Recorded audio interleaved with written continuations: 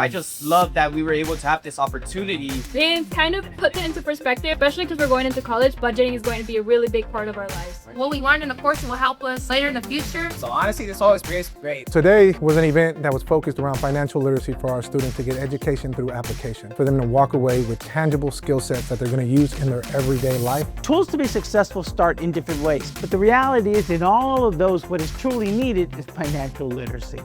Understanding how you make money, but more importantly, how your money leaves you. They need to know how to budget and manage money. But what's also incredibly important is to invest that money, invest it wisely, and really support your family and yourselves through all of that. Truist made the magic happen today. They brought over 50 volunteers from their Truist banks. I am glad that we were able to catch the individuals in high school because that's where the knowledge starts and that's where the behaviors and activities start to be able to result in meaningful change.